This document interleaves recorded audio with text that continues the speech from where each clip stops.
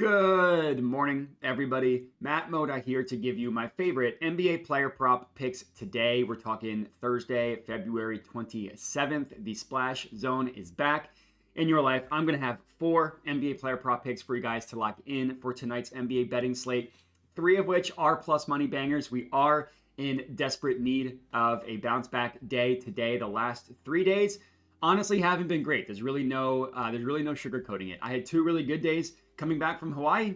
Now it's been 3 really bad days. Hopefully we can turn this thing around. That obviously included yesterday, another tough day, 2 wins, 3 losses yesterday. We were able to cash out Tyrese Maxey in 30 plus points. No sweat winner there. We lost, Isaiah Collier and his assist prop, De'Aaron Fox and his points prop. Gonna have to put those 2 guys on the shelf when you lose 2 bets in a row in 2 straight games on the same guys. They need to be put on the shelf a little bit. Cade Cunningham rebounds, I really liked.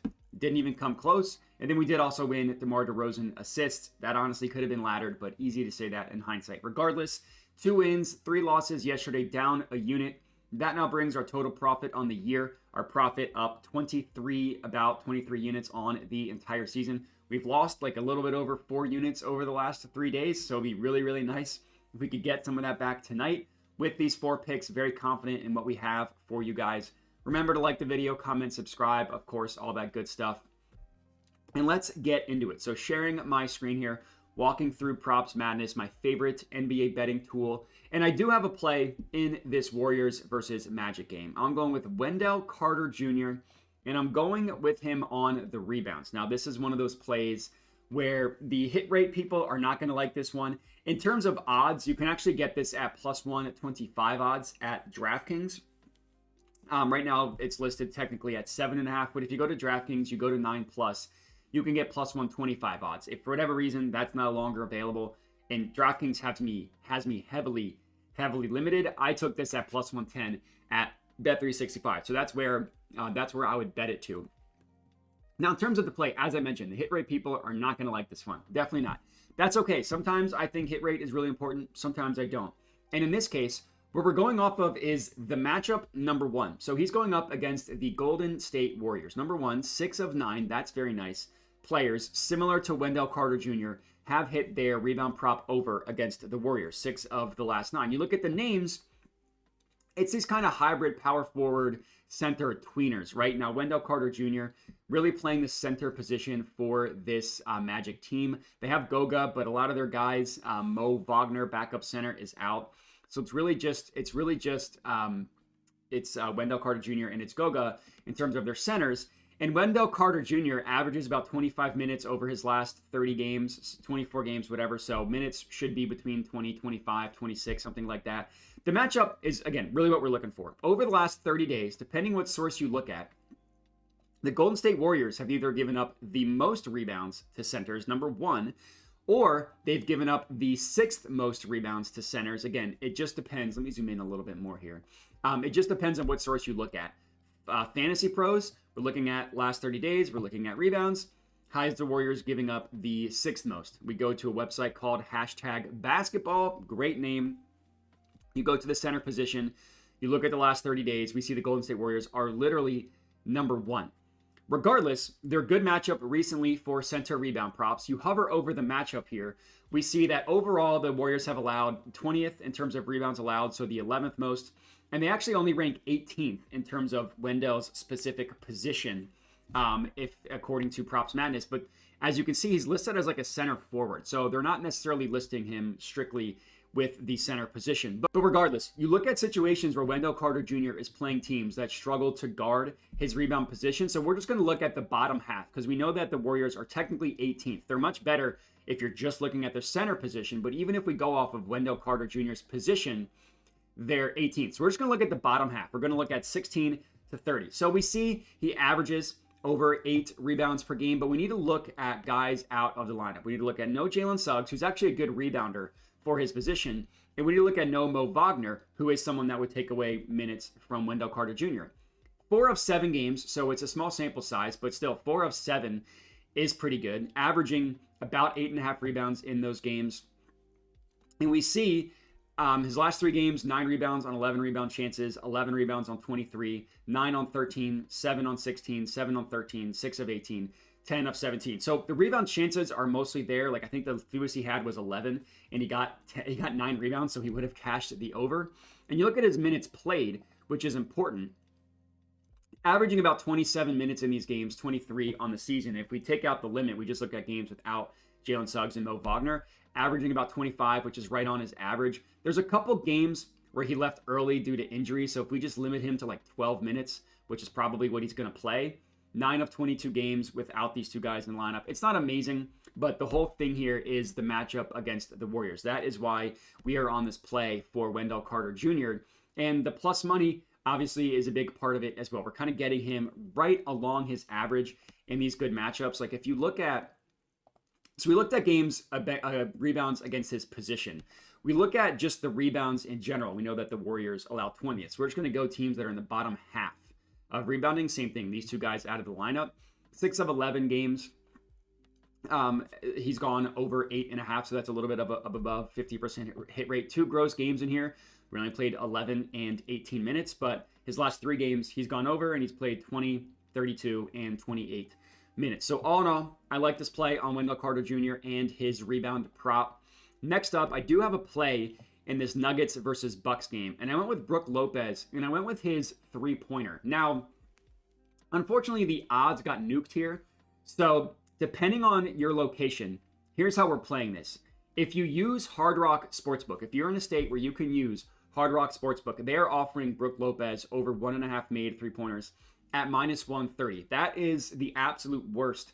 I would take that price. So if you can use Hard Rock, go ahead and take Brook Lopez over 1.5 made 3-pointers, minus 130 odds at Hard Rock. If you're like me and you're either heavily limited at Hard Rock or you are in a betting state where Hard Rock is not legal, the way I'm playing this is I'm putting a half unit on Brook Lopez 3 plus 3-pointers plus 215 odds at Bet365. So it all depends on what you have available to you, but hopefully, I mean, you could either play the over 1.5 if you use Hard Rock, or then you can get 3 plus basically anywhere. This is another play that's all on the matchup. So like you see minus 140 odds for something that he hits at a 50% rate on the entire season. That looks gross. It's all about the matchup. This goes back multiple seasons, but right now we can only go back to last year. These are games Brook Lopez has played against the Denver Nuggets. We see he's made 5 3-pointers on 9 3-point attempts. We see he made 3 3-pointers on 7 3-point attempts. This is how the Nuggets guard Brook Lopez. They pack the paint. They're not going to let Giannis beat them in the paint, or that's what they're going to attempt to do. And they're going to leave Brook Lopez wide open. And if Brook Lopez makes 3 to 5 3-pointers, so be it. That's better than letting Giannis go off for 40 in their eyes. So Jokic, he's not going to go out to the perimeter and guard Brook Lopez. They're going to leave him wide open, which is why he took so many of those attempts. Now, if we're looking at this season, so last year, 7 and 9 3-point attempts. If we look, all right, let's look at we're looking at his ceiling is 7 attempts. Or sorry, we're looking at his floor is 7 attempts. We think that's what he took in both games last year. We think he's going to take at least 7 attempts. Well, he's made 2 in literally 16 of 16 games. That's amazing. And he's made 3 in 13 of 16 games. Now, if you're telling me, hey, he's not going to shoot 7 guaranteed, even though he did in both games last year, that's fine. We'll move this one down to 6. Well, he's made 3 3-pointers in 16 of 23 games when he's taken at least 6 3-point attempts, and he's made at least 2 in 19 of 23 games. So it's a phenomenal matchup, really, no matter how you look at it, for Brook Lopez and his 3-point prop. I remember betting this last year coming through. I think he had 2 in like the first quarter in one of these games, so he cashed out very, very quickly. And this is really what we're betting. This is everything. It's Brook Lopez shooting a ton against teams that are going to leave him open. And there's only a couple matchups where that's the case, but this is one of them. So hopefully it comes to fruition for us and he cashes out no matter what you bet, whether it's the 3, whether it's the 2. Let's hope he makes 4 and we don't need to worry about it. But that's what we're betting here. Brook Lopez, again, if you use Hard Rock, over 1.5 made 3-pointers, minus 130 at Hard Rock. If you don't, 3 plus 3-pointers, plus 215 odds at Bet365 for a half unit. And that last part is important. Lower that unit size because we're increasing the risk. Next play, I actually don't have anything here in Hornets versus Mavericks. I actually have 2 in this Pelicans versus Suns game. The first one is Nick Richards, or as I like to call him, Nick Dick, because obviously I'm assuming Richards is short for Dick, so we're going to go ahead and go with Nick Dick. We're taking him on the rebounds, and I actually took 9+ rebounds, plus 110 odds at Bet365. This is the exact bet that I took. I took over 8.5, plus 110 odds at Bet365. That's still available.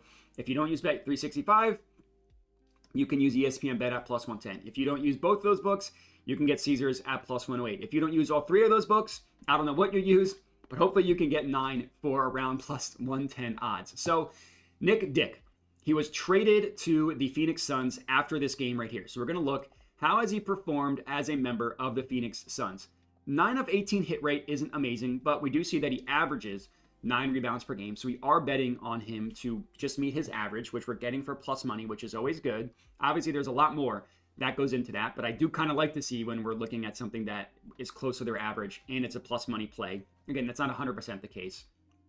And this is another one. It's a play on the matchup. 11 of 15 centers with Nick Dick's rebounding style as put together, as kind of grouped together, I should say, by Props Madness. 11 of 15 have hit their rebound prop over, including, what's this, 6 straight, 7 straight have gone over, dating back to December 26th. So from Christmas until now, no player with Nick Dick's rebounding profile has missed against the New Orleans Pelicans. And we go back, let's look at the last 30 days, because obviously the whole season's important, but so is stuff that happens recent. We're looking at the same sources we're looking at before. We see the Pelicans are either the 7th team in terms of rebounds allowed to centers over the last 30 days, or they're 3rd.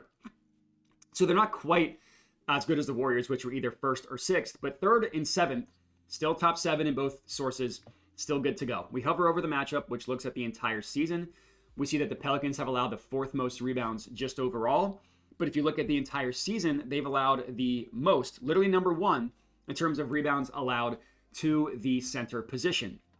So Nick Dick has played 18 games as a member of the Phoenix Suns. He's averaging about 17.5 rebound chances in those games as well. So that all looks good. But how has he performed against teams that are bad at guarding the center position in terms of rebounds? So we're just going to look at the bottom half because it's a small sample size. We need to look, again, since this January 25th date and on. So we're going to limit him to his last 7 games. He's gone over 8.5 rebounds in 5 of 7 games, averaging actually close to 12 rebound chances, 12 rebounds per game.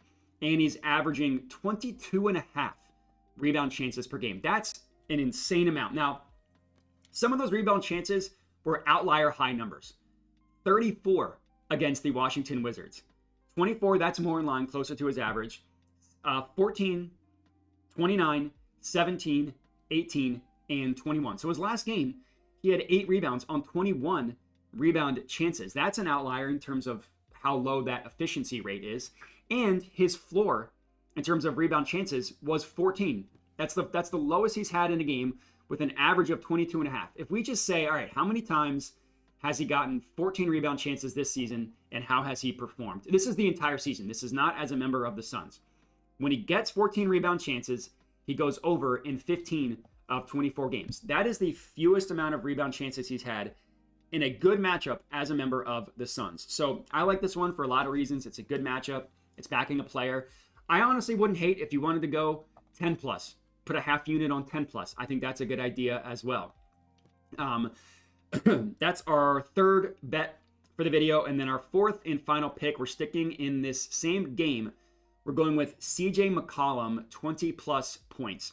Now, it's been a weird season for the Pelicans. It's been a weird season for CJ McCollum because we never know who the heck is playing basketball. He's played games without Zion. He's played games without Ingram, without DeJounte Murray, without the entire team. So it's hard to really get an idea. Like on the season, he's averaging 22 points per game. That looks good. In his last 24 games, he's averaging 22 points per game. That's pretty good. Recently, his last 3 games have been pretty gross. 13 points on 5 of 14 shooting, 12 points on 4 of 11 shooting, and 16 points on 6 of 18 shooting. This is another matchup play. Really, really good matchup against the Phoenix Suns. 8 of 14 guards, similar to CJ McCollum, grouped together by Props Madness, have hit their point prop over against the Suns, including 4 straight. Now, this dates back to about January 12th, so it's like 4 straight hit, 3 straight missed, 3 straight missed, and then 3 straight hit, and then 3 or 4 missed. So it's kind of been cyclical. But if you just kind of take a step back, you look at everything, 8 of 14 is good, and the matchup is really, really good. I mean, you just go down the list in terms of play type analysis. Pick and roll ball handler, 21% of his points come via the pick and roll. 6th worst defense, 7th worst actually, guarding that. Next up, transition, 20% of his points there. 5th worst defense guarding transition. Now, sure, they don't allow a lot to spot up shooters. That's where his 3rd play type comes from. His next 3, they 11th worst, 2nd worst, and 7th worst. So their top, 6 play types for CJ McCollum, 5 of them, they are bottom 3rd, and 4 of them, they're bottom 7. So it's a really good matchup. You look at the shot zone. The majority of his points come via the above the break 3-pointer. They give up the 6th most above the break 3-pointers in the entire NBA. But even deeper than that, the Suns are a pull-up team. So we go to NBA.com. We're looking at pull-ups.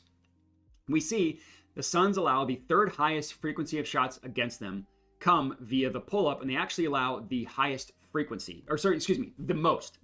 So these teams, Magic and Timberwolves, a higher frequency of shots against them are pull-ups, but they play at a slower pace. So if we just look at the raw numbers, they actually give up the most. The Phoenix Suns give up the most. Now, again, it's been a wonky year for the Pelicans because it's like Brandon Ingram and DeJounte Murray. One's traded, one's traded, one's out for the year via injury. Either way, none of these teams are playing. So I'm just looking at the last 10 games for CJ McCollum, and we see he's actually like, this is the entire NBA, by the way. He's like, 10th in terms of points per game coming via the pull-up, averaging 9.4 per game. That's by far the most on the Pelicans. It's not even close. Like, if you want to look at specifically the New Orleans Pelicans, which is right here, it's the most points. The next up is Trey Murphy, which is almost half as many pull-up points per game as CJ McCollum. If we just look at the entire season, he's technically 2nd on the Pelicans, but look who's above him. Brandon Ingram, then CJ McCollum. Look who's 3rd, DeJounte Murray. So like 2 of the top 3 are no longer on the team. So in the last 10 games, CJ McCollum is scoring over 2 more points per game via the pull-up. That's why this is such a good matchup against the Phoenix Suns. It's the way they play defense. They leave pull-up guards like CJ McCollum open. So CJ McCollum over 20 plus points, plus 100 odds at FanDuel. This is the exact bet that I took. The odds haven't moved yet. So luckily, by the time I'm recording this, you guys are able to get the same exact odds that I'm getting, which is good because sometimes the odds move. But that's all we got. I do have a couple leans for you guys that I'll be quick about. There's a lot to like in this game. Devin Booker assists is a good look as well. I mean, the Pelicans give up a ton of assists to point guards, as you can see, 5th most to point guards, 5th most allowed. Booker's hit this in 5 straight games, and you're really not getting a value anymore. This is him to get A+ assists is normally plus money. Now it's minus 106. So I think the books have kind of caught on to how good Booker's been as an assister, whatever, playmaker, whatever you want to call it, recently. On the other side of the ball, Yves Missy is decent for his rebounds. He's just really hit or miss, and he's hit in 3 straight games. Now, his rebound chances are good. 11 on 18, 15 on 23, and 10 of 19. Those are good rebound chances. If you're telling me he's going to get 19, 23, or 18 rebound chances, then yeah, I'll say he'll probably hit 10, which is what we'd be betting here because I'm not touching minus 132. And the Suns, to their credit, have been a bad rebounding team. The centers, 4th most over the last 30 days, according to one source, 2nd most according to another. Yves Missy is just a little more unreliable than the other guys, which is why I ended up not going with him. But if you want like a kind of juicy SGP in this game, Yves Missy rebounds, CJ McCollum points, Nick Richards rebounds, and Devin Booker assists, I think are all good looks. Booker also hates the Pelicans, so he always smokes the Pelicans when he plays them. 28 points this year, 52, and then he missed it last year with 26, but that was going 0 of 6 from 3. So Booker points, also a good look if you want to take us over PA. I mean, that would also be good. I don't want to have 3 bets in the same game, and I like the other 2 more. In this Warriors versus Magic game, another lean that I had was Steph Curry and his points. He's been pretty good as a scorer since the Warriors traded for Jimmy Butler. He's gone over 24.5 in 5 of 7 games, averaged 27 points per game. The matchup from like a play type perspective, is actually pretty good despite how good the defense is for the Magic. I mean, 17th to the pick and roll ball handler isn't amazing, but 23rd off screen. Number 1 via spot up, so that's not good. But then 25th via free throws. And if you remember, teams that have a high frequency of pull-up shots against them, the Orlando Magic. You want to know who's one of the best pull-up shooters, the best pull-up shooter in NBA history? That would be one Stephen Curry. So it is a good matchup for him, but the Warriors or the Magic just play at such a slow pace, and they have such a good defense that taking over props against them is a little bit scary, which is why I ended up not going there. And then the other game I didn't bet, actually there's 3 games these 2 games I didn't bet anything. PJ Washington points, I think, is a good bounce back. If you look at games without Luka, without AD, and with Kyrie, he's gone over in 12 of 21 games, over 16.5, and he had a crazy stretch where he went over in a ton. And then, he missed it last game, 0 of 9 from deep. That's an outlier. The matchup is okay, 3 of 5, similar to him. His number 1 isn't that great, but the other ones are a little more reasonable with it's 6% of his points. So it's really these top 4 that you're looking at. Is not bad. I know LaMelo Ball rebounds and assists has a really good hit rate. 17 of his last 24. Minus 120 odds isn't terrible. But, the Hornets are just terrible recently. Lost by 53. Lost by 42. And if we look at their last game, lost by 36. Are they going to get blown out by 30-plus points again? LaMelo hit it in one game where they got blown out, but it's just a little bit scary. And he's been so bad from a scoring perspective recently that I wonder if he's just going to go bananas from a shooting perspective and not play make as much. So maybe it would just be the rebounds, but I didn't really think there was anything for me. And then this Wolves-Lakers game, Luka torches the Wolves in the first quarter, and he's been good in the last 2 first quarters for the Lakers. Played 10 minutes, took 11 shots. Played 10 minutes, took 7 shots, went over in both of these games. You can get plus 105, which for plus money for him to score 8 is pretty good value. So Luka first quarter points, and I also liked Anthony Edwards first quarter points as well for kind of similar logic. Now he's missed it in the last 2 games. Look at those matchups. It's against the Thunder in 2 of them, or in both of them. Thunder, one of the best defenses in the NBA, and probably the best defense how Anthony Edwards scores. And no Julius Randle, no Rudy Gobert. Now it's only been 4 games, and 3 of the 4 were against 3 of the 4 were against the best defense in the NBA in the Thunder. Another one was against a really good defense, the Rockets. Granted, not as scary of a defense in terms of his play types and stuff, but he plays all 12 minutes, literally 12 in all 4. And you can get minus 122, which isn't terrible. So that is 2 plays that I liked. I also liked Naz Reid and his points. No Julius Randle, no Rudy Gobert. He's hitting 4 straight. When I see someone's hitting 4 straight, that makes me a little bit nervous because his point prop has just been rising. It's 20.5 at minus 128 or over 21.5 at minus 110. He used to be 15 plus for plus money, and I get that things are different, but it just makes me a little bit nervous. And it's the same thing with Jaden McDaniels. He's also gone over his point prop in all 4 games that those guys have missed. So a couple official bangers, couple leans for you guys. But just to recap my official bangers so you know what I'm betting. It should be on the screen here as well.